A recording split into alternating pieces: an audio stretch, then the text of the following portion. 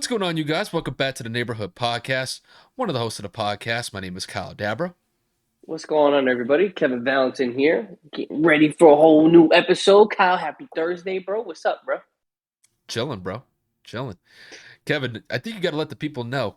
I think you got your tat touched up just a couple hours ago, but I imagine that's got to sting a little bit, doesn't it? Yeah, I just got my sleeve a little touched up. A little irritated right now. Been about a year since I was able to touch it up between COVID, rescheduling, and stuff like that. So just finally kind of got it completed for the majority of it. And then, just got to get a little bit more touched up in a couple of weeks. But always got to love making this look good. Shout out to my boy, Will. Yep. But man, it looks like you got some sunburn on that thing. It just looks like that Hey from man, from here. that motherfucking irritation is a bitch. I took the bandages off like maybe like 30 minutes ago while I was on the phone, and I put my shirt back on, and I was like, it was like just like summer. It was like, so I was like, ah. Now you just got the arm portion done right. You didn't get the whole chest piece that you have on top of it too. No, the chest piece will get touched up more than likely in 2 weeks also, just because there's not much left for this, so he's gonna focus on this since I got this about 4 or 5 years ago. That bitch is gonna hurt, bro. Oh hell yeah, it hurt when I got it, bro. But hey, I did it. It was about 3.5, 4 hours straight, and he finished the whole thing. Just gotta suck it up and power through it, right? Fuck yeah, and give me a goddamn towel. I'm about to be biting it and screaming the whole time. That's what comes with having a tattoo, bro. Hey, you ain't lying. But another thing, we talk about some upgrades. You feel me? Your boy out here with this ring light. Shout out to my little brother for this amazing Christmas gift. So, we got some visual aids. I got some LED lights coming. He actually got me those for Christmas too. I'm hyped as shit. The background's gonna change up a little bit. When I get the desk reset up, I'm gonna get this microphone. You guys are gonna see a little bit more of an ambiance. I'm gonna get my Dirk jersey hung up. It's gonna be fire. I'm telling you, 2022, we ready. I'm just gonna say this visually. Like when I look at your room right now, I mean, you got the nice little New York, that little It's canvas. bland. It's bland as shit. Yeah, bro, you need like a Colts jersey back there, or maybe like even like a flag or something like that.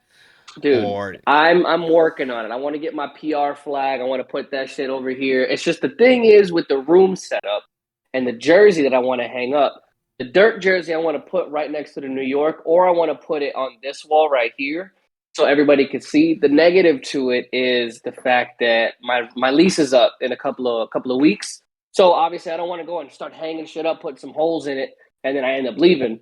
So I'm kind of just leaving everything as it is right now. Obviously, the lease conversation will probably end up happening in about 2-3 weeks, right before the month, right before February starts.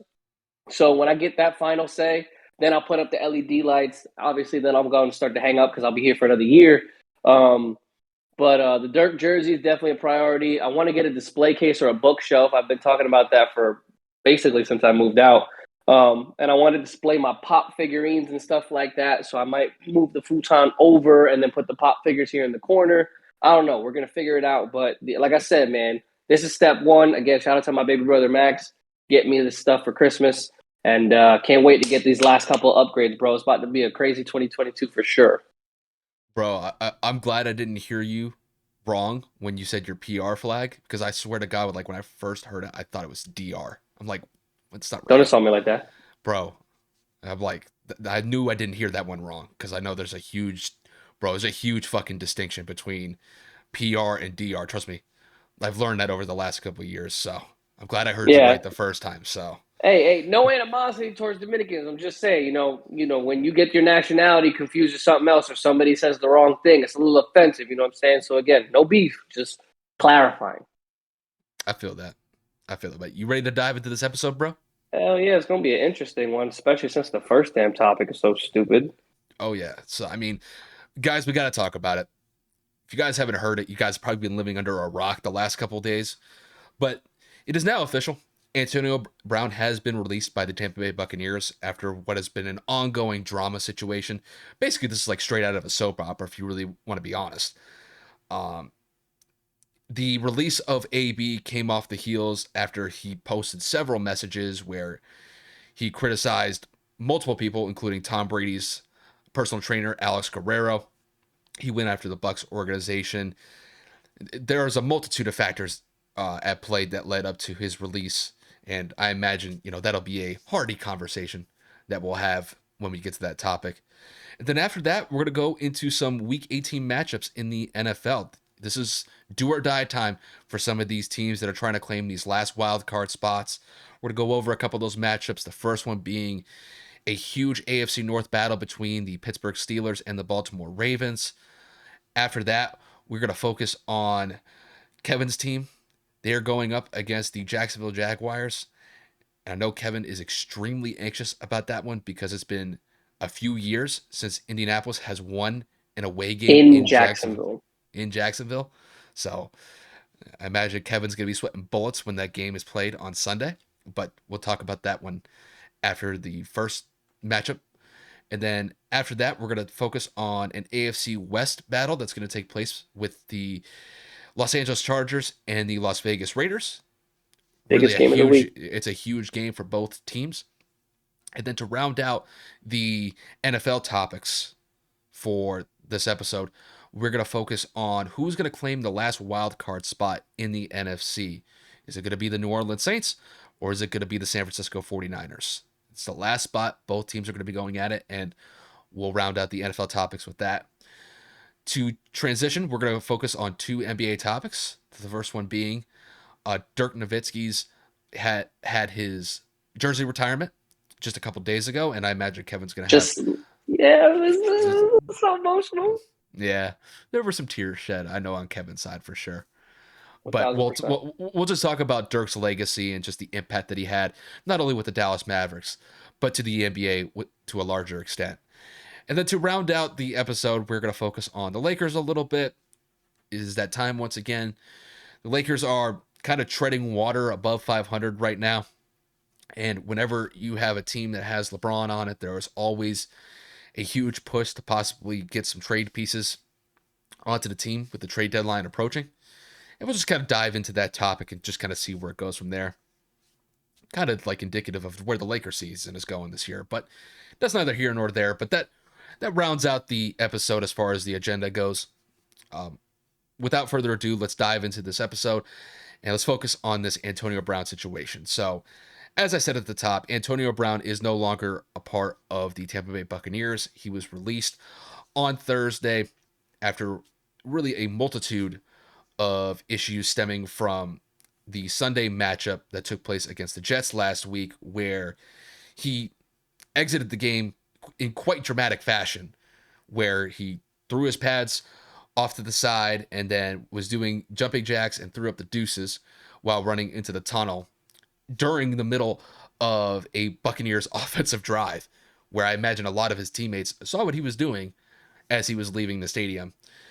And then really over the last couple days, we've seen Antonio Brown really make a point of saying that he was victimized by the Buccaneers, where he stated that the Bucs weren't necessarily careful with the injury that he had. He had been dealing with an ankle injury over the last couple months, but it had been determined that he had been dealing with a potential serious ankle injury, where he was dealing with broken bone fragments, and one that was probably going to potentially sideline him for a significant period of time. He also went after Bruce Arians a little bit. He went after Tom Brady's personal trainer and Alex Guerrero. And I imagine that we have not heard the last from AB in regards to this situation. But he is a free agent. He did just drop a single for his rapping career this past weekend. So, I mean, I guess that's off to a hot start. But Kevin, to kick this one to you, how do I say this? What do you make of this whole Antonio Brown situation now that he's gone from the Buccaneers? Well, let's just be frank. Meaning us as society, has no idea what the truth is outside of AB and the Buccaneers camp.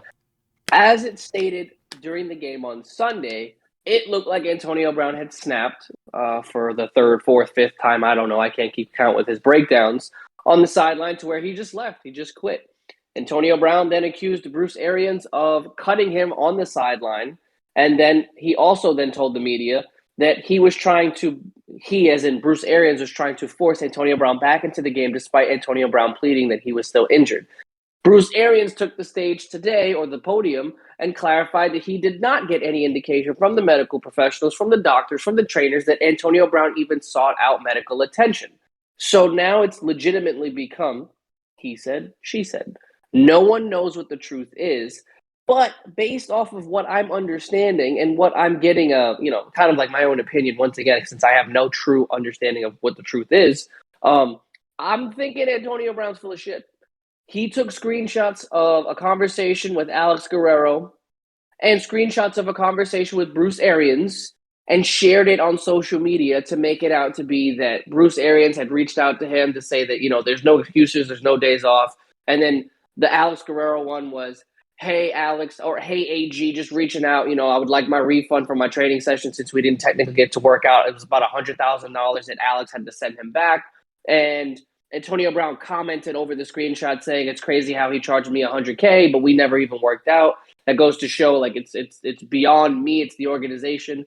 And now Antonio Brown trying to take I'm a victim / I'm acknowledging I have mental health issues and it has nothing to do with that. It's about the genuine safety of my ankle and my career. Then supposedly he had asked the week before for his incentives that he was going to accumulate within the next couple of weeks to be fully guaranteed. That's not possible. You have to obviously hit the incentive before you go and make the money. That's kind of the point of it being an incentive. It's a reason to go out and perform so you can acquire that bonus. Like I said, there's just too much stuff going around. But again, if I had to put my intuition, my gut feeling, I'm not saying that AB wasn't hurt. I'm not saying that the ankle wasn't messed up. I'm not going to tell a man that his injury is fake. But to me, again, based off of those screenshots, it looked very doctored. It looked very fake. It looked kind of made up, to be honest with you. I think AB's full of shit. I don't think Bruce Arians has a reason to go out there and lie like that. If a player is truly that hurt, I don't necessarily see any coach at any level telling someone to get out there. Just because I feel like that could end up turning into a lawsuit, like you forcibly making me get into a game knowing that I'm injured. Again, I don't know the legality behind it or if that's even physically possible in the NFL, but Antonio Brown just blowing this out of proportion. The way that he acted, the way that he quit, the way that he threw his stuff and making a scene and making it about him. Videos have now surfaced that the team came out of halftime or not halftime. They came out before the game had started. They had a team huddle in the middle of the field at MetLife. Antonio Brown was by himself walking away. So it seemed like there were already some disgruntled issues and feelings before the game had even started.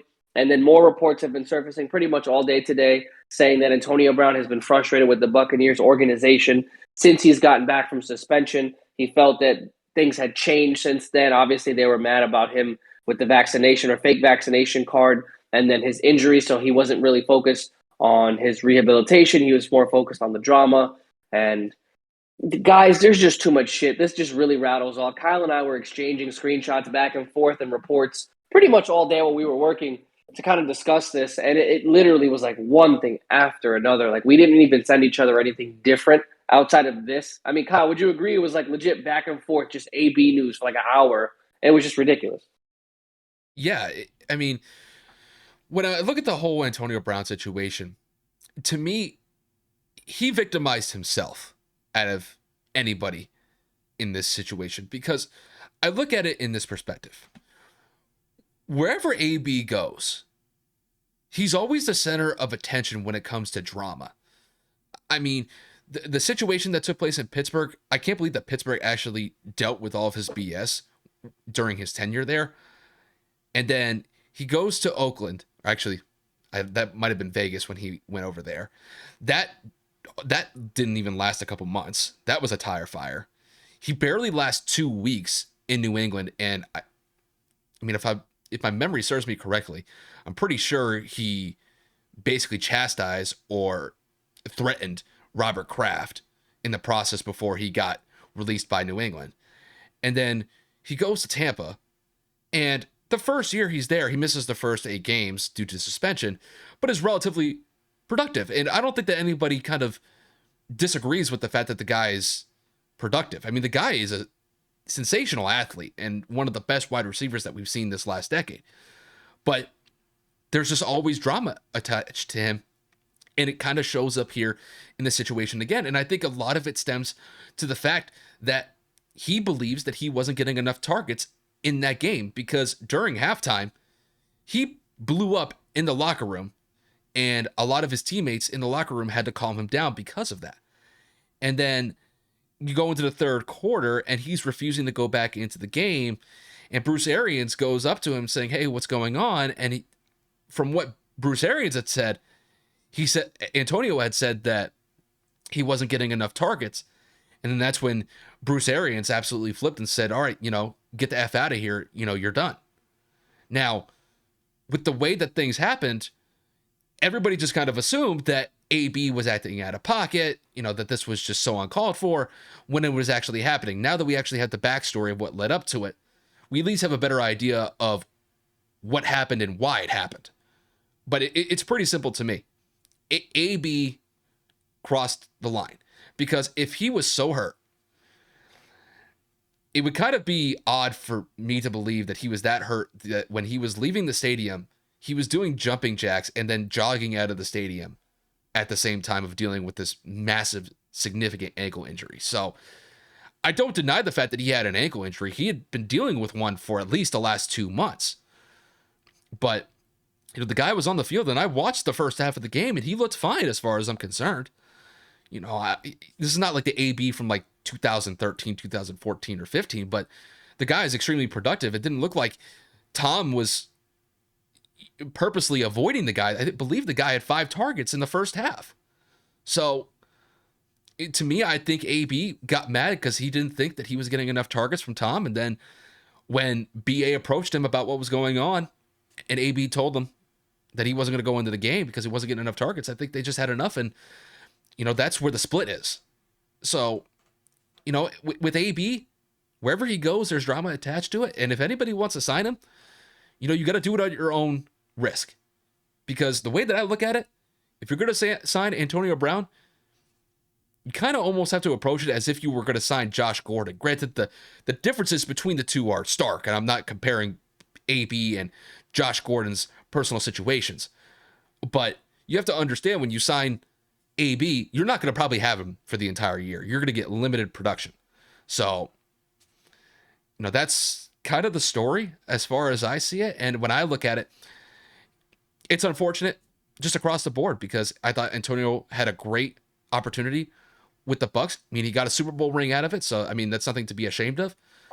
But it's just unfortunate that the situation turned out the way it happened last week against the Jets.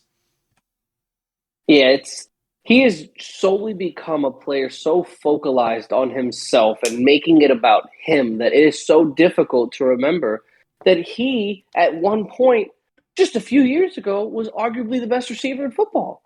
So dynamic, and his ability to go out there and stretch the field and be a great route runner, and then, of course, be a great diversion and teammate for what they had back in Pittsburgh with, of course, Martavis Bryant, and then, of course, Le'Veon Bell and just Ben Roethlisberger. It seemed just like the perfect fit. And Juju. And you know what I'm saying? So you just look at that and you say, how did you go from like the pinnacle, from the actual top of your game, and fall to this person that basically is the equivalent of not being able to hold a job? Yeah. It's not, I can't even say it's sad anymore, because it's so consistent that, like you just said in your point, it's just so dramatic everywhere he goes.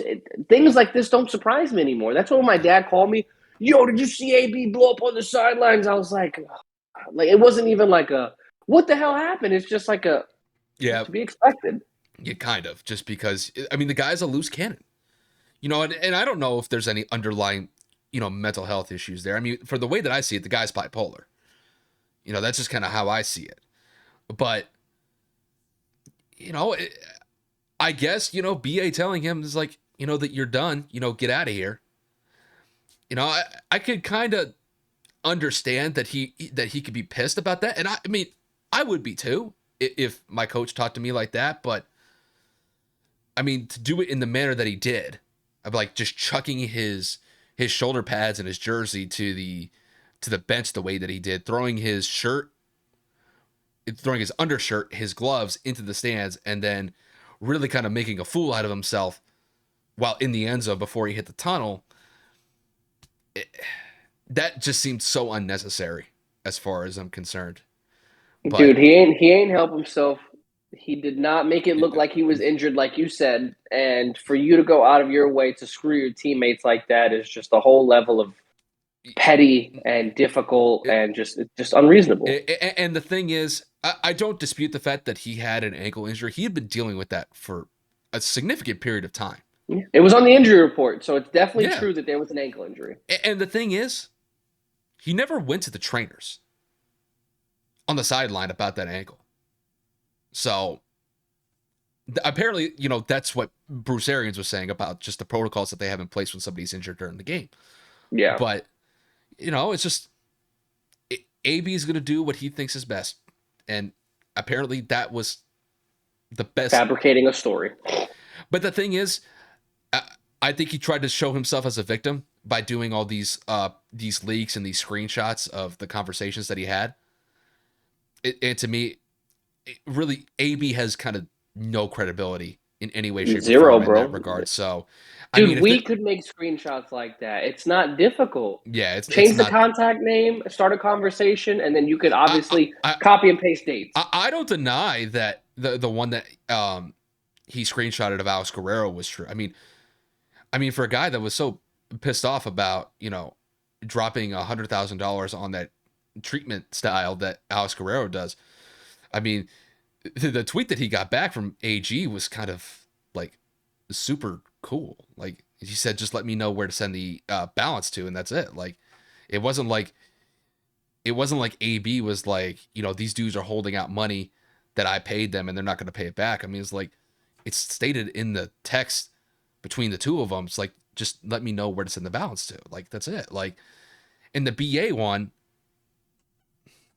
Hey, this is BA. You think you don't have your head coach's number, bro? Like, no one's gonna start off a conversation like that. He has your number. He knows who you are. Like, come on, bro. That was so stupid. Yeah. So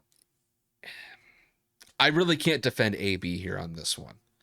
It's just there's been so much drama associated with him in the past, and I think this is kind of one of those examples where it shows up again. But that's just kind of how I see it. Yeah, I agree, but I'm not going to talk about this any longer because we're just going to continue to speculate since, like I started it off at the top, we don't know what the fuck happened. Yeah. But with that said, we're going to transition into our Week 18 slate for the episode. And the first one being is, I know it's kind of weird to say that, right? That's just like unheard of. Yeah. Something we got to get used to, Kev. Yeah.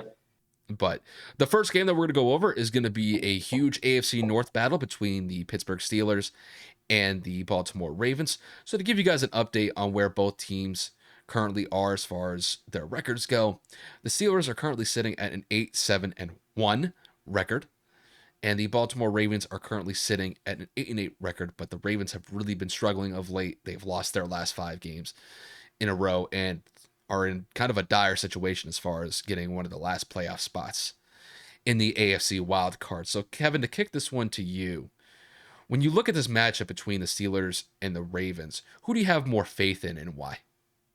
So, both teams have been struggling lately. Outside of Pittsburgh's big win last week against the Browns, where TJ Watt had a damn near historic game with 4 sacks. He is 1 sack away from tying Michael Strahan's all-time leading sack record for a single season with 22.5. He'll probably break it just because of the extra game, so I don't know. But then again, Kyle and I were actually talking about it. TJ Watt has only played 12 full NFL games this year, between missing a few and leaving some early with injury. So technically, he may have gotten it in the 17th game if he does actually complete the record and or break it. But he did not play a full season, which is scary in and of itself. But again, back to the game at hand. I'm going with Pittsburgh if Lamar doesn't play. Lamar has been resting and been healing on that bone bruise for the last 3 weeks or so. God willing, he'll be fresh if he does play. If not, I don't see Pittsburgh losing this game knowing everything that's on the line. Najee Harris is playing great football. Obviously, Pittsburgh's defense has been playing exponential the last week because the week before that, they got embarrassed by Kansas City by like 30. So can't say for the past couple of weeks. But I just think there's more on the line for Ben to go out with a bang, obviously, in his final season. Not that I think that Pittsburgh's going to win a game in the playoffs or anything, but if I had to put money on it, I think Deontay Johnson's going to have a big game. Najee Harris, that Baltimore defense is more than suspect. They have not been able to stop a common cold. They got blown out by Joe Burrow by 80 points this year, and they're on a 5-game skid. So if Tyler Huntley plays, it could be, an interesting game because he's played well for them as his backup. But if Lamar plays, I think he gives them a little bit more of a chance. So I got them winning no matter what. And by them, I mean Pittsburgh. If Lamar plays, maybe it's about a 3-point game, maybe a 7-point game. If Huntley plays, maybe about a 10, 13 points in terms of total spread. But yeah. Yeah, I'm going to take the opposite on this one. I'm going to take Baltimore in this one. And I'm going to take the assumption that Lamar Jackson is going to play. Now, how viable he's going to be, I'm not 100% sure. Because I imagine that bone bruise is kind of, pretty difficult to deal with. And he may only be at 85, 90%, but I think he would be a better option than Tyler Huntley, despite the fact that I think Tyler Huntley has done a pretty solid job in that backup role while Lamar has been dealing with this injury of his. Now, the reason why I'm picking the Ravens is because they have home field in this game. And when I look at the game that they played last week against the Rams, that was a game that was entirely in their control up until the fourth quarter. And then they gave up 13 points in that fourth quarter against LA and then ended up losing the game by 1 point. But that was pretty impressive for Baltimore to be able to hold a high-powered offense like the Rams to only 20 points. And basically, keeping it to a 1-point game. I got to give them a little bit of credit on that. Granted, it's a loss, but it was a lot different than what I expected because I thought the Rams were just going to blow the doors off the Ravens last week. So I think the Ravens do have a better shot of going up against a team like Pittsburgh, just because Pittsburgh has looked suspect the entire year, specifically on the offensive side of the ball. And I just don't see Big Ben coming through in the clutch in this one, just because I think that Ravens defense is going to be ready to go. Just because if they were able to contain that Rams offense to 20 points last week, and Pittsburgh's offense is significantly weaker than the Rams is, I got to favor them in that one. And then when it comes to the offensive side of the ball, going up against Pittsburgh's defense is going to be a challenge. There's no doubt about that. Because despite that KC loss that Pittsburgh suffered just a couple of weeks ago to the Chiefs, that defense has held up relatively well throughout the last month or so. So if Lamar does play in that game, I think they have the edge simply just because I think his presence is that much more significant than having Tyler Huntley in there. So just based off of that assumption, if Lamar does play, I'm going to say the Ravens win this one in a close one. Bro, I'm going to say like 23-20. I think it's just going to be one of those games where it's just going to be a war from beginning to end. And these AFC North battles, they always get competitive. They always get feisty. And I think we'll definitely get to see that on display on Sunday. But I think the Ravens, they get a close win at home. And then, they have at least a decent shot, to get into the playoffs. But, they have to have some things work out in their favor to be able to make that happen. But, I got the Ravens winning this one in a close one.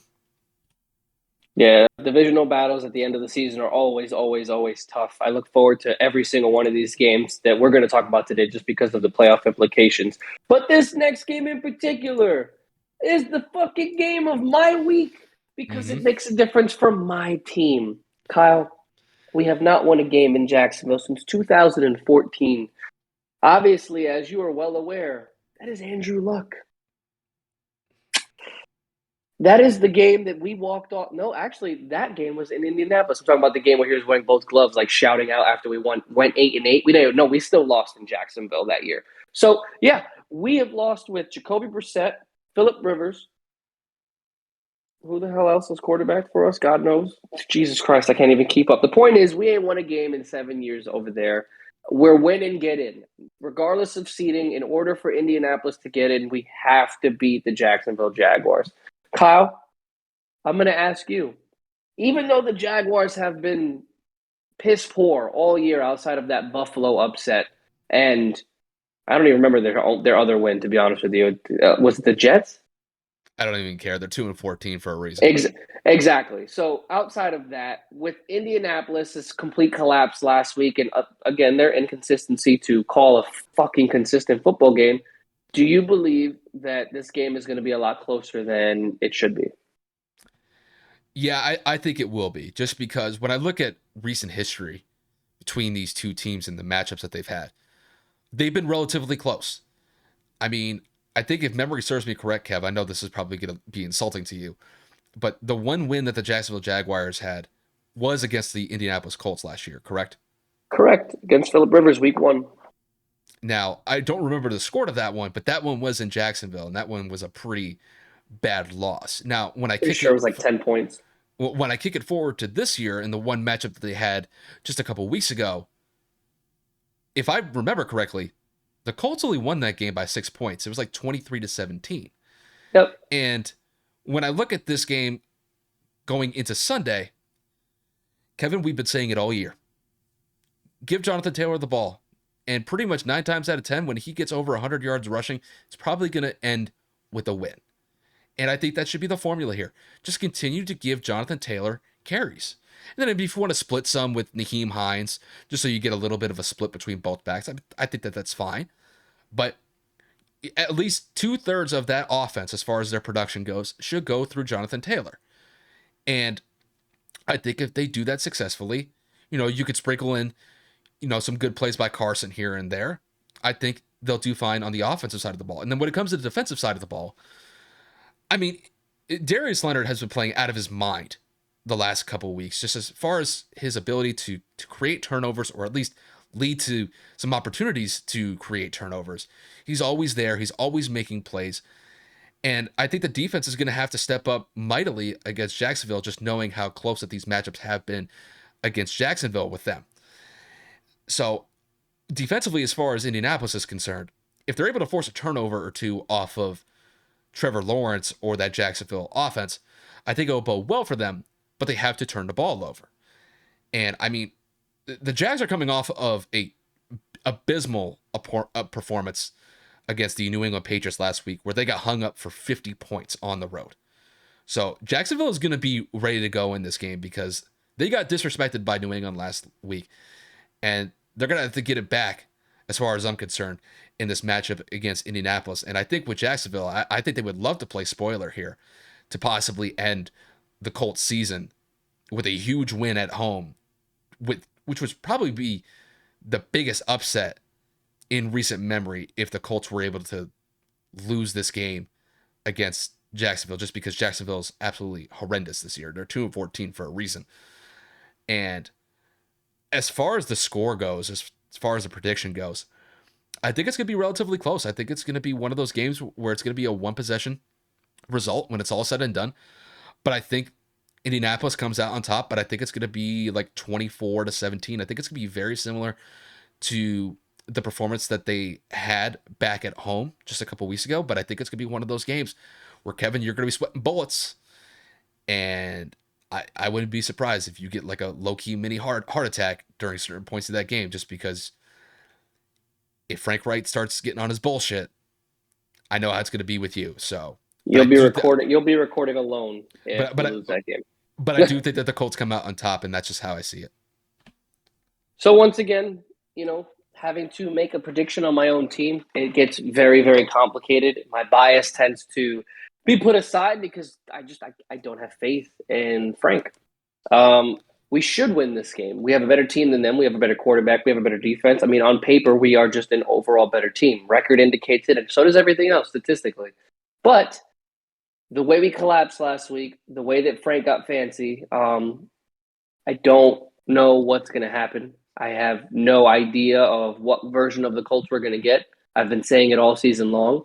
2 or 3 games will look absolutely unbeatable. We'll get a game where we just absolutely shit the bed and just forget how to play football, and we look like scrubs.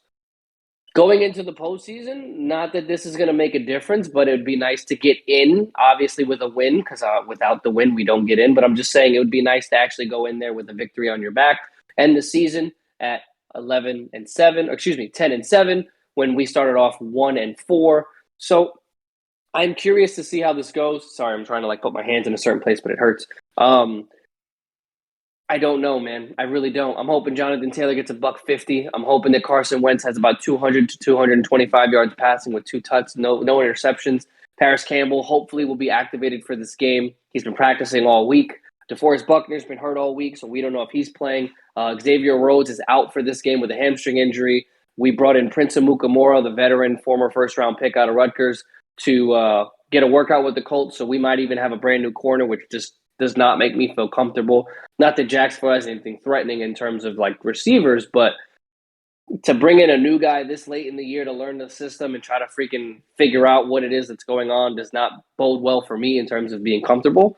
And then I don't know. We got a great play on special teams. When we played them last time, we got that big block and we scored. So, I mean, hopefully we can recreate some magic and get something in there in that regards. But I would not be surprised if we lost. But I will predict that we will win this game. But I will predict that we win in the final seconds with a field goal. Yeah, bro. It's going to be one of those games, in my opinion, just because recent history kind of tells me that. And these divisional matchups, they always get tough. And I think Jacksonville has a little bit of incentive here to bounce back in a big way from last week against New England, which was probably one of their worst losses of the season. And I think they would love to play spoiler against the Indianapolis Colts in this upcoming matchup. I mean, what better way to end the season by knocking off, one of your divisional foes in the last game of the year? I think that would probably be something that they could hang their hat on going into the offseason. But just on paper, you look at the matchup, you got to favor Indianapolis in this one. But knowing how we pick our games, bro, could be completely opposite. It ain't in my favor, and that's totally okay. Completely understand that. I'm just looking forward to watching the game. As much as it'll piss me off if we lose, the fact that football's on the screen, the fact that I get to watch my team on a Sunday off, it is nice. So I'll take it for what it's worth. But guys, I might not be around for the first half of next week's episode or Sunday's episode because I might actually be in the street running around with a missing limb or something like that because I don't know what I'm going to do if we lose. We'll just say that, Kevin is, we'll just say that he's in protocols or something. Kevin's on PTO. Yeah. Just, he just didn't feel like it. Just didn't feel like coming in. So It's too bad we don't have a studio together. that'd be Bro, we'll get there. Yeah. But with that said, we're going to transition into our third matchup for the Week 18 slate. And that is going to be an AFC West battle between the Los Angeles Chargers and the Las Vegas Raiders. So to give you guys an update on where these teams currently stand, the Chargers are sitting at a 9-7 record, and also the Raiders are sitting at a 9-7 record as well. Both of these teams are trying to claim one of the last AFC Wild Card spots to get into the playoffs, so there's a lot of incentive to win this game for both teams. It's a do-or-die matchup for both the Chargers and the Raiders, so let's get right to it. Kevin, I'm going to pose the question to you. With the Chargers going up against the Raiders in this AFC West showdown, who do you think comes out on top and why? This is going to be a good one, bro. Vegas on a 3-game win streak for the AFC West final wild card spot. Justin Herbert has been dominating the league all year long, had a couple of hiccup games, but for the most part has been playing stellar in his sophomore year. Derek Carr has shown time and time again this year, don't count them out. He has a couple of game-winning drives this season alone, I believe 2 or 3. So that just shows that, Vegas is resilient. They can do it in all phases. They can get a stop when need be. The offense can move down the field with Hunter Renfrow, Zay Jones. I mean, he went off last week for $120. Obviously, the big back and Josh Jacobs. So the potential is there for Vegas. But I will take the safer pick and say that Justin Herbert, Austin Eckler, Keenan Allen, and those boys will find a way to go out there and get a W and get that final wild card spot. I think that Justin Herbert is just a different breed of a quarterback. I think that his talent is unmatched, especially in this category. No disrespect to Derek, but I do truthfully believe that, Justin is a better quarterback. I think that the offense for the Chargers is a bit better, especially when healthy and fully loaded with Keenan Allen, Mike Williams, Jared Cook will be off the COVID list. And then, of course, Austin Eckler has been dealing with some injuries of his own. But don't be surprised if Vegas's defense can kind of keep Herbert and make his life a living hell. They can keep him contained. Don't be surprised if Vegas goes out there and they can provide the upset. I'm going to predict that the Chargers win this game by about a touchdown or so. It's going to be a close game. It is taking place in Las Vegas, so Vegas does have the home field advantage. But I'm going to be safe, and I'm going to say that Justin Herbert leads the Chargers to their first playoff berth in a couple of years. And I'm going to go the opposite way on this one. I'm going to go with the Raiders. And the reason why I'm going with the Raiders is probably not the reason that you think. I think that Justin Herbert is going to choke in this game. Wow. And that's kind of how I see it, because when I look at this Chargers team as a whole, their offense is definitely a high-powered offense. Justin has been having another good year coming off of the heels off of a great rookie season last year. But Kevin, for some odd reason, I can't get that loss to Houston a couple weeks ago out of my head in regards to the Chargers. They shouldn't even be in this situation in the first place. Had they just done their job against Houston a couple weeks ago, they would probably already have a wild card spot already clinched. But they let one slip. I think they got it back together last week.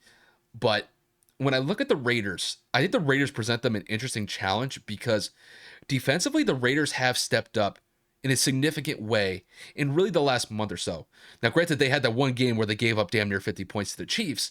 But outside of that performance, they've had some decent wins. But a lot of these wins has been because their defense has been phenomenal. Now, this is a big test for them because they're going up against a very high-powered offense that contains the likes of Justin Herbert, Keenan Allen, Mike Williams, and Austin Eckler. Those are no scrubs, and you have to account for them in every way, shape, or form. But I think that win against the Colts last week on the road, I think it gave them a huge boost. It gave them another day to fight as far as getting a possible wild card spot. And I think being at home, I think it's going to give them an advantage just because I think the pressure is going to get to him in this one. I still think it's going to be a relatively close game, but I think when I look at the matchup between Derek Carr and Justin Herbert, I'm going to go with Derek Carr simply just because that Derek Carr is a veteran. He's been in these situations before, and I think he's going to be the one that's going to rise to the occasion and not Justin. I know a lot of people would say, you would just favor Justin off the bat, but I like the way that the Raiders have been playing the last couple weeks. Their defense has been phenomenal. Their offense has been playing good enough to get by some of these teams. And I think it's going to be one of those games where it's going to be a low-scoring game compared to what I think everybody's thinking. I think this one is going to be a one-possession game. I got the Raiders winning this one by the score of 24-20. I don't think either team cracks 30 points. And I'm just in the mindset that the Raiders are going to get this one done just because they're going to be able to do enough against the Chargers. But I think Justin is going to be the reason why they don't get that win on the road in Las Vegas. That's just how I see it. I just don't get that impression from him. Young, poised, very confident, great capabilities. Again, inexperienced to a certain degree in this magnitude of a game. But I just think he's a different kind of quarterback, man. We don't necessarily see somebody come out as good as he has for the pick that he was and the team that he was kind of sent to and the situation that he was put into with Tyrod Taylor having to start and then him kind of basically only getting the start because Tyrod ended up getting hurt by the Chargers' own medical staff. It's kind of an unsung hero, an unsung song, something that's just not familiar. And I really do believe that Justin Herbert is going to find a way to go out there, play some good football in a divisional game that matters most. And he's going to show everybody that he is a top 10 quarterback in this league. Oh, I mean, the skills that Justin possesses, I mean, they're obvious.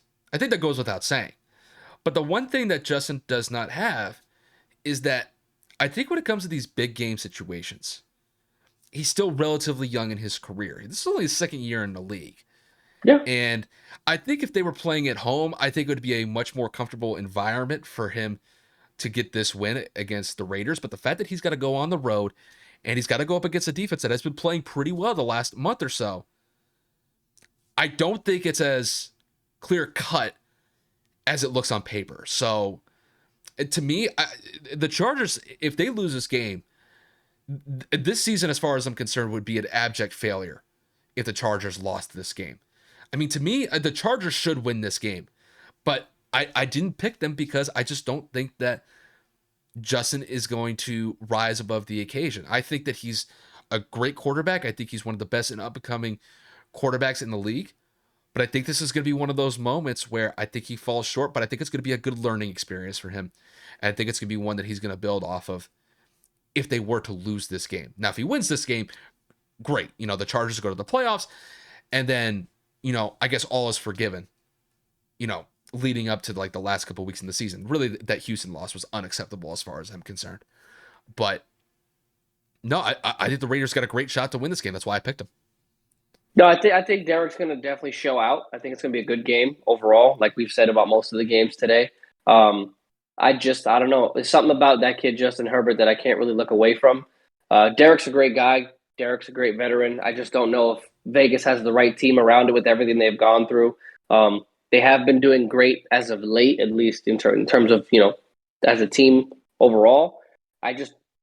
I also don't want to see Vegas in the playoffs just because I'm a little salty because they did beat us last week. But, bias aside, I would prefer to see Justin Herbert light it up than the struggling Raiders offensively. They're not exciting to watch. We just got to see how the game plays out on Sunday, bro. And that's a Sunday night game, so that'll definitely be a good one to watch. That's going to be big, yeah.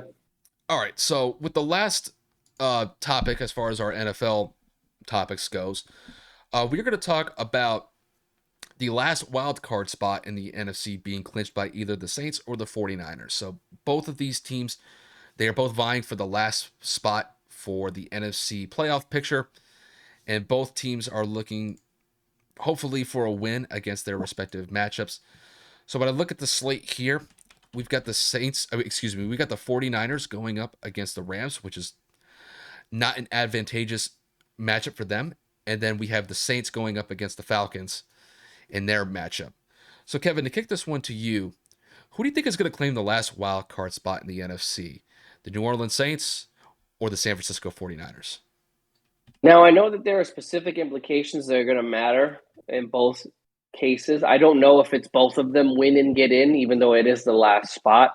If it is just win and get in, I'm going to go with the Niners. The Niners absolutely slapped the shit out of the damn Rams in primetime a couple of months back. The Rams are not the same team. They've been struggling to beat teams as of the last couple of weeks. I think the last couple of weeks outside of the Jacksonville game, both games went and they won by 1 point against the Ravens.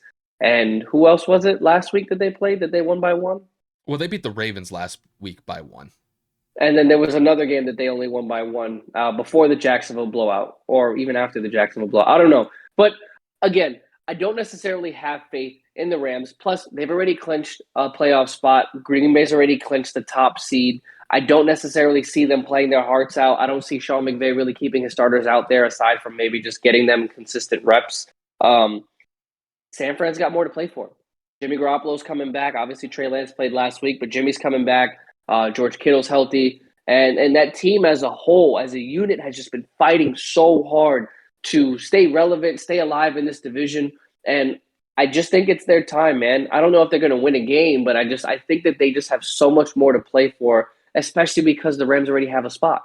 So I look forward to this game. I think that the Niners win their game, and I think that they get in. No disrespect to the Saints. Obviously, I have my own hatred for them for my own reasons, but I genuinely just think that the Niners are a better suited team, a better, more well-rounded team, especially because they're not playing quarterback carousel with all this bullshit with Taysom Hill, Trevor Siemian, and then 1 week they use Taysom Hill straight wildcat and they win by 20. The next week they want to drop him back 38 times. He throws 4 interceptions.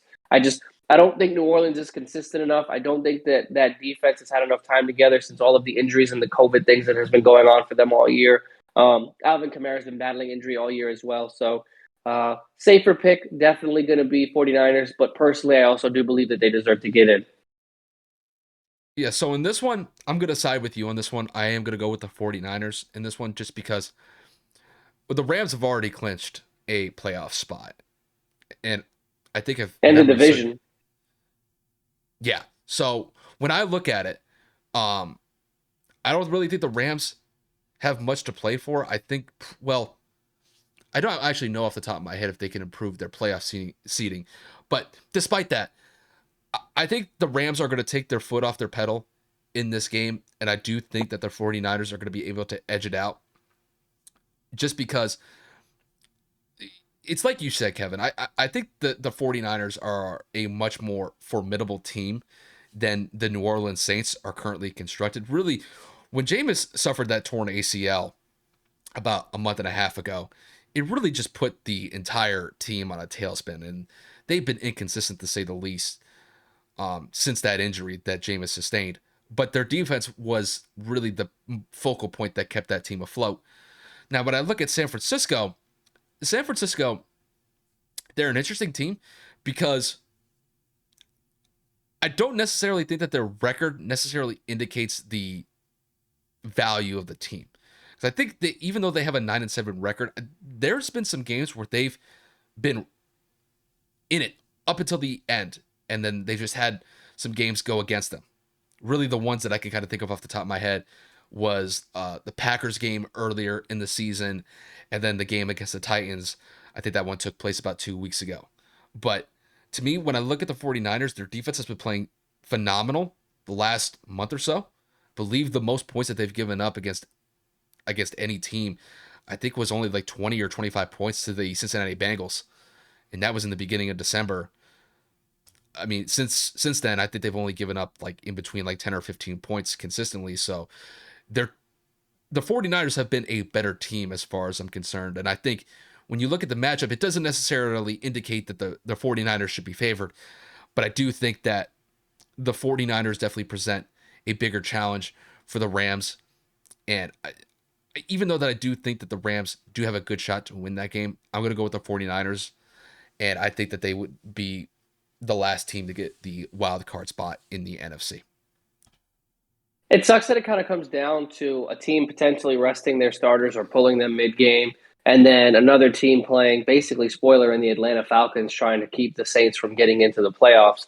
But again, it just comes down to me personally who's more exciting to watch. I don't really enjoy watching the Saints play football unless Alvin Kamara is kind of at full strength. And even at that, I don't think Taysom Hill is that exciting to watch consistently. A couple of plays here and there for some trick plays like what he was doing with Drew Brees and, of course, when Jameis was in there. But for him to regularly be under center and, throw 30 to 35 passes, maybe even 40, just doesn't really jump off the page for me, doesn't really excite me too much. I think that Jimmy, Elijah Mitchell, Brandon Ayuk, and then, of course, Deebo Samuel being one of the more electrifying players in the NFL, both running and catching the football. I just think it provides a better matchup. Like you said, it's also going to be a better matchup for whatever playoff team they end up playing against, whether that's the 7th or 6th seed, whichever they secure. They just provide a better formidable team. And then, Nick Bosa on that defensive side of the ball is just absolutely ridiculous for me. Oh, yeah. Oh, yeah. I mean, it's going to be a fun Sunday to just watch how those results play out. But I mean, it could go in the entirely different way. It could be the 49ers lose to the Rams and then the Saints beat the Falcons. If that's the case, it'd be kind of nuts to me, but the Saints would get in and the 49ers wouldn't. But, that's just we'll just kind of see how that whole thing goes, but I think it's going to be set up for a great Sunday, and I'm definitely looking forward to it. So, with that said, we're going to transition into some of our NBA topics. The first one being, Kevin, this is going to hit home, but the fact that Dirk Nowitzki had his jersey retired and hung up in the rafters in Dallas the other night. I know this was a very genuine moment for you, just because Dirk was the mainstay for the Dallas Mavericks for the 20-year career that he had from the beginning to the end of his career. And Kevin, I got to kick this one to you. Just what did his jersey mean, as far as Dirk's jersey going up in the rafters, mean to you? It was amazing. Seeing my favorite players all hang it up in the last 5 or 6 years has been painful. Seeing Derek Jeter hang it up and he get his final walk off the year I moved to Florida. Peyton Manning win a Super Bowl and hang it up for Denver a few years after that, if not the following year. Dirk Nowitzki retiring a few years after that. So, I mean, all my legends, all my favorite players have been cemented in their respective league history. Obviously, Jeter's a first ballot Hall of Famer. Peyton Manning's a first ballot Hall of Famer. And we all know that Dirk Nowitzki will be one as well. So to know that I grew up in an era with just incredible icons, incredible favorite players, incredible teams. Thankfully, my dad raised my brother and I to pick whatever teams we liked as children, and we kind of stuck with it. 2003, 2004, Steve Nash's final year before he goes to Phoenix. Kind of just turn a random game on, and before you know it, my dad's a Laker fan. My brother obviously followed suit, and he's also a Laker fan. I kind of wanted to break away. I kind of wanted to be different. I found that game, and I don't even remember who the hell we were playing it so long ago. I just know that I saw this guy that was just so tall. Obviously, watching Shaq for so many years in LA, just like, I'm used to the big guy dunking the basketball, and I'm seeing him, the one-legged fadeaway, the three-point shot, the free throws just being as consistent. Again, I wasn't necessarily fully knowledgeable of how basketball worked yet. I was still kind of learning how to play it myself, and I loved watching it with my dad. It was the way we bonded. But I asked my dad who that guy was. I was like, Dad, who's that tall guy with the long hair? My dad was like, oh, that's Dirk Nowitzki. You drafted 1998. Da, da, da, da. My dad had all his memorabilia, sports rookie cards, some jerseys and stuff. So I was always kind of intrigued. And I stuck with it, man. He was really the reason why I stuck towards this team. He was the guy that made me want to watch the Dallas Mavericks. It's the reason why I fell in love with this team. Of course, a few years later, we end up going to the finals and losing to the Heat, to Dwayne Wade, and that incredible team. Questionable referees, questionable calls throughout that series, but neither here nor there. I have accepted that we lost. But the following season, we go and we lead the league with the league's best record. I believe we went 68 and something. We lose to the Warriors as the 8th seed. We were the first 1 seed to lose to an 8th seed. The following year, Dirk wins MVP. And then 2-3 years later, we go to the finals against the Miami Heat, against the big three and LeBron, D. Wade, and Bosh. And we go out and win in upsetting fashion in 6 games. So Dirk opened my eyes to loyalty. Him, Kobe, obviously people that played 20-plus years with one organization. Dirk was pivotal in my life for basketball, man. I was never tall. Obviously, I'm not 7 feet. I'm not 6'5". But I always found a way to emulate that one-legged fadeaway. I tried to always do something like Dirk, try to change my jump shot to be like Dirk, but obviously only one person can shoot like Dirk, and that's Dirk. And he just showed me so much, man. He was such a nice person. Thankfully, God willing, God bless me, I was able to meet him in person after a Miami Heat game, and he signed my jersey off my back. And immediately after he had signed my jersey, I started to cry, because it was just like I had met my favorite player that I've admired my whole life, and he signed my jersey on my back. And that's the jersey that I want to hang in the office to display for, not only, you guys on the podcast, but for myself, to remind me that, like, dreams are possible. You always want to meet a celebrity. You always want to say, like, what would you say if you met this person?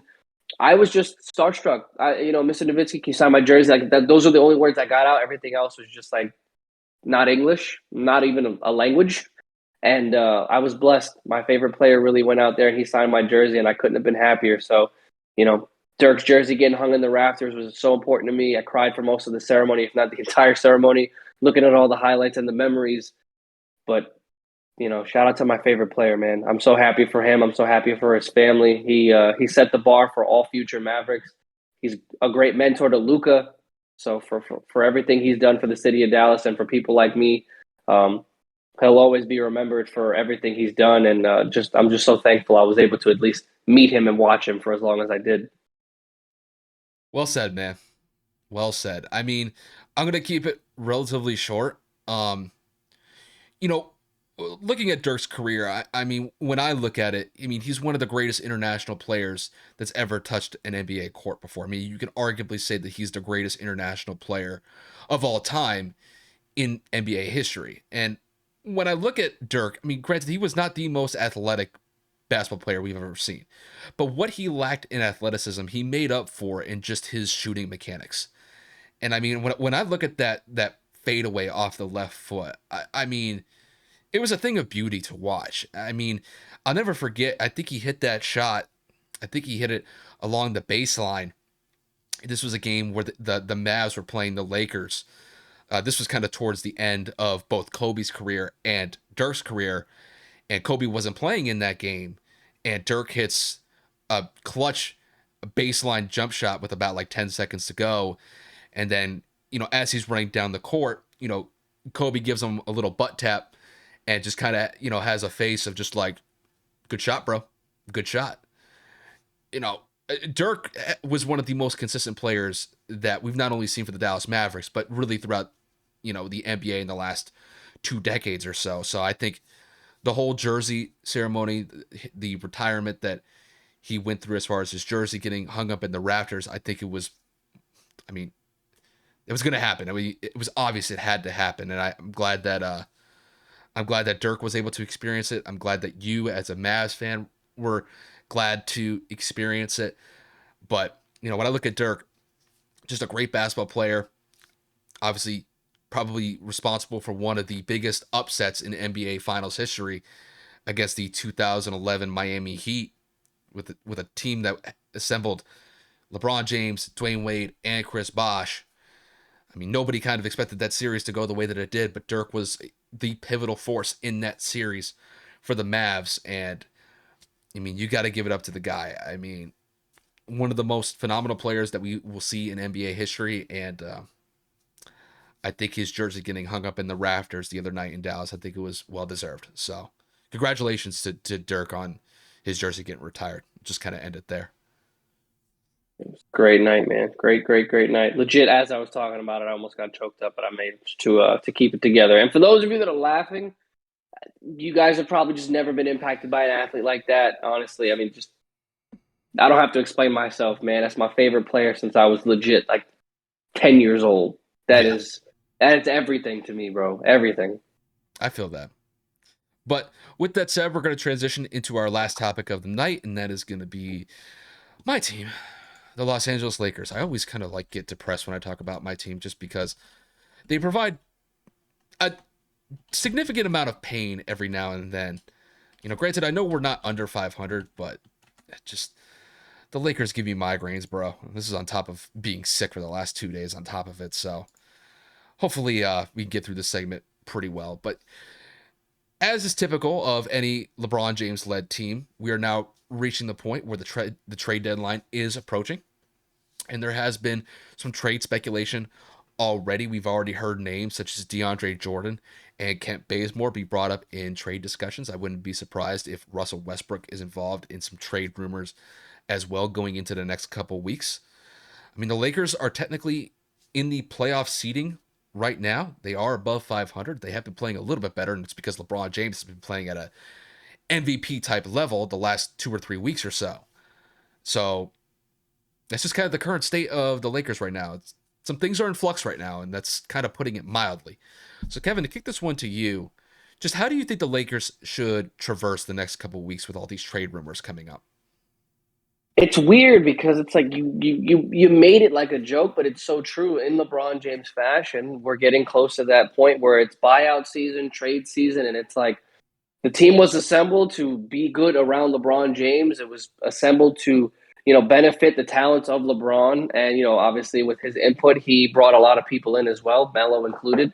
And like you said, in his fashion, he's not happy. The team is not doing well. They're not producing. They're not playing in the manner that was expected when GM Rob Pelinka put this team together. But I don't know. I don't know if letting go of DeAndre Jordan and Kent Bazemore is going to do anything. I know it's just for roster space, but what are you really going to do? What pieces do you really have that's going to incur a team to really make a trade with you?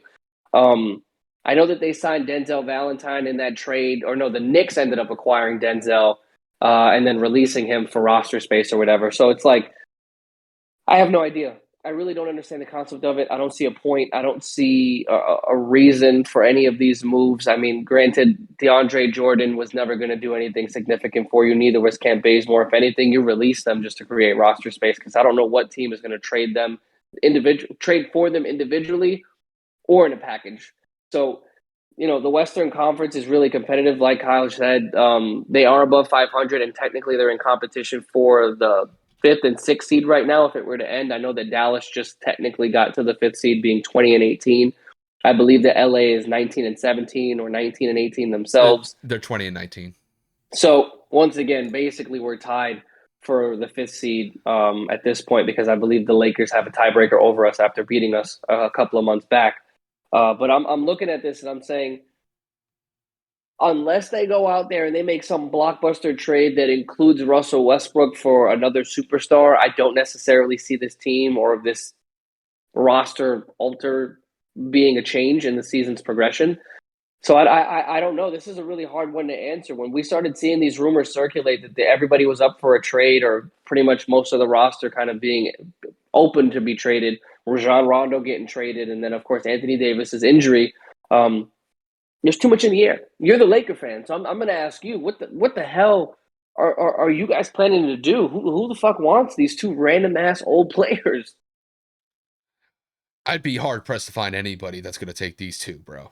Because like when it comes to, oh for God's sakes, DeAndre Jordan and Kent Bazemore, they don't hold that much value. The only player that probably holds some sort of value is probably Russell, but is Russell worth trading for if you're another team trying to add him on? I mean, I think you'd be an idiot to take on Russell Westbrook at this point. And really this year, I mean, it's kind of shown. I mean, Russell has bounced around the league the last couple seasons, and it kind of shows why, just because the guy is so turnover prone that it's actually a joke when it comes up that he had a game the other night where he didn't have a turnover for the first time in like 5.5 years. I mean, you have to go back to 2016 for Russell Westbrook to have a game where he didn't turn the ball over. I mean, that's where we're at with Russell. And, you know, when I look at the possible trade rumors that are circulating around for the Lakers, if they're able to move Russell and just bring in some younger talent, I don't even know who they would be able to acquire. As far as I'm concerned, if they're just younger, I think it will do the Lakers better than going out and possibly trading for another veteran that's in like their, you know, early to mid 30s. Just because when I look at this roster assembled from top to bottom, I mean, LeBron is what, 37 years old or 38 years old, so something like that. You know, Russell's in his mid 30s. I mean, Dwight Howard's in his mid 30s. Carmelo's in his late 30s. And Trevor Ariza is in his late 30s. The only players that are really quote-unquote young in this team are players like Malik Monk, Avery Bradley, Talen Horton-Tucker, and maybe Austin Reeves, the young kid that they got in the draft just a couple months ago. He's actually kind of came in and done a decent job coming off the bench. But as far as I'm concerned, the main point for the Lakers going into the trade deadline is you have to get younger, because this was an aging roster coming into the year. And Kevin, we said it. On paper, this team looks amazing. But they assembled the God Squad back in 2013 with names like this. But it's 2022 now. You know, these players are not the same anymore, specifically related to Carmelo, Russell, Dwight Howard. These guys are not the same. Hell, even Anthony Davis, he's not the same. So when I look at it, you know, if the Lakers can move Russ, I think that's probably the best case scenario for them. But if they can't, it's going to be a bumpy road for the rest of the season as far as I'm concerned. But like I said, they have to get younger when this trade deadline approaches. And if they don't, then I think the Lakers are going to have a pretty turbulent season moving on forward. I think at best they can get above 500, but I think they're going to be like middle of the road in the West, maybe like a 5th or 6th seed by the end of the year. I agree completely. I'm looking at the roster just like you and the way it's assembled. Dude, every single person on this roster outside of 3 or 4 people are on a veteran minimum deal. LeBron James is making 41. Russell's making 44. AD's making 35. I believe that Taylor Horton-Tucker's making 9.5. Everybody else is on vet minimums. Oh, and Kendrick Nunn's on a $5 million deal. I know. I wish he would get more burned too, but they don't utilize him. So we're sitting here and we're bringing Stanley Johnson on a 10-day. We're bringing freaking Darren Collison on a 10-day. We got you went out there and you got Avery Bradley on a vet minimum deal as the season kind of started. DeAndre Jordan's barely playing 13 minutes. What in the who wants what is that going to do? The man basically was begging to get taken off of Brooklyn last season. He goes to LA thinking it's going to be a big difference, a big change. And you barely getting any burn, bro. Like, come on, man. I think it's time he hangs it up. I mean, unless you're going to be a backup or third string center to kind of mentor somebody else. Dude, I wouldn't even take him in Dallas. Like, we had him in Dallas. He got his big payday for a year. We traded his ass to the fucking Knicks. Yep. Like, bro, it don't make no sense. This team was never going to work. ever as it was constructed. I don't give a shit if the Lakers end up winning the NBA championship this year. There has to be a miracle for that to happen because this just isn't. It's not. Russell was never the answer. That was a stupid trade that should have never went through. And dude, I'm telling you, I'm looking at this. There's no one. Low key, the best player on this team right now that isn't the top 3 players that I had mentioned is probably Malik Monk. And we've been talking about him for a few weeks now, if not a few months, And that he needs to consistently get more minutes. Yes, he does. He's been playing solid for us, and I wish, that sort of production would continue. But the main thing from here on out is, if they're able to move some pieces, they have to get younger, because this age is going to catch up on these guys. And I tell you right now, with LeBron playing the amount of minutes that he's playing, which is like basically like 34 to like 38 minutes consistently in every game, he's gonna get burnt out. It's gonna way catch up before to the playoffs too. Yeah, so they need some help, and they need it desperately. But I don't know if it's gonna come, bro. With the pieces that they have in place, it's gonna be extremely difficult as far as I'm concerned, and that's just kind of the season that the Lakers have had this year, bro. Dude, unless you go out there and you make a move for like a Jeremy Grant, like somebody that multiple teams are interested in acquiring for a playoff contending team, a potential 3/stretch 4 who can put the ball down on the floor, rebound, pass, play defense, who can score and give you like 15, 20 points on a good night. I don't know what is available. Like, what the fuck's the buyout market look like? What the hell does the trade market look like? I haven't heard anything outside of with the buyout market. You're not going to find much luck there. I just don't see it. I mean, hell, a lot of these guys are getting 10 days anyway. I mean, for God's sakes, during Dirk's freaking jersey ceremony the other night, they were handing out 10 days to him. I'm glad I'm glad he said no. Like, I thought that was hysterical, but it's like, I was cracking up, bro. But it's just like, for as bad as the Lakers have been this year, the fact that they have an above 500 record, I guess, is somewhat of a silver lining. But this team is they're just treading water at this point, and at some point they're gonna sink, bro. It's just a matter of when. Yeah, they're putting Band-Aids and Scotch tape right now on the little leaks that they have, but bro, you got like open wounds on this team, and Band-Aids are not gonna cut it. Hell no, not the way this is going. No. But Kev, I think that's all we got, brother. Is there anything else you could think of before we wrap this up? That's about it. I mean, I just saw that the Warriors lost to the Pelicans tonight. So, pain ain't the word. Ooh. Warriors got it down bad right now the last couple of days or so. Steph hasn't been playing well. It's not looking good. I mean, we got our little dubski yesterday against the Warriors on probably the worst night of Steph and the Warriors' career in terms of shooting efficiency, but we didn't shoot it much better. We just found ways to get to the free throw line. So I'm just looking at the games, and I'm just like, wait a minute, did this really just happen? Like, did y'all really just lose 101 to 96? I think Wiggins led the Warriors in scoring with 21 points. I'm looking at the box score right now. Oh, Steph didn't play. They rested Steph. Oh, that's why. Steph also banged knees with Dorian Finney-Smith last night. He was kind of aggravated with it for the remainder of that game. That's why they're resting him. Mm-hmm. I get it. Yeah. Because Clay supposedly, God willing, comes back on Sunday. We'll see. That's going to be an anticipated return. I know that. Oh my God, bro! The whole league is looking at that game. Even if it is the Cavs who are playing relatively well this year, bruh, everybody is going to look at that game like, is he back? Is he back? Exactly, bro. Like, it's gonna be crazy. Yeah, man. But I think that's all we got from here, you guys. I mean, pretty much going into next week, it's going to be pretty typical like we always do. It's going to be a recap of the NFL slate from this upcoming weekend. We will have the college football championship to go over going up on our next episode. We got Georgia versus Alabama. I think that's something that Kevin and I have been talking about back since like October. So I think pretty much kind of everybody expected that was the matchup that was going to take place, and that is what we're getting. So that'll definitely be a fun topic of discussion. And then I imagine we'll have some NBA topics to go over as well going into next week's episodes. But other than that, it's pretty much all we got from here, you guys. Kevin, is there anything else you want to say before we wrap this up?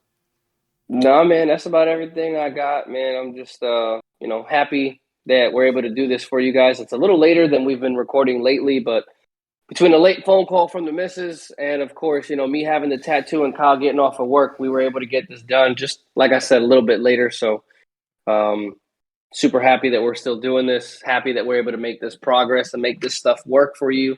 And every day we're getting better. That's the biggest thing for us right now. Whether it be audio, whether it be YouTube, whether it be little things like this ring light, we want you guys to see the progress. We started at a low point, kind of started individually, like I've been talking about for over a year now on both platforms in terms of individually and with Kyle.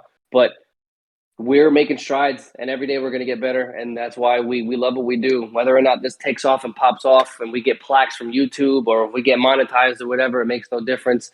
Kyle and I being best friends and talking about sports, this passion isn't going to go anywhere. We just hope that the hard work is noticed and that you guys can see how far we've come in a short time. Yes, sir. I mean, I couldn't have said it better, bro. But once again, just thank you guys for tuning in. Whether you guys were listening to us on the audio platforms like Spotify or Apple Podcasts, definitely appreciate you guys. If you guys were watching us on YouTube, definitely appreciate that. If you're watching it on YouTube, give the channel a like, give it a subscribe. We definitely appreciate the support. I know Kevin's having fun with his whole light thing. I'm gonna let him have fun with it. But other than that, you guys, that's pretty much all we got from here. Once again, just thank you guys for tuning in to another episode of the Neighborhood Podcast, and we'll see you guys later.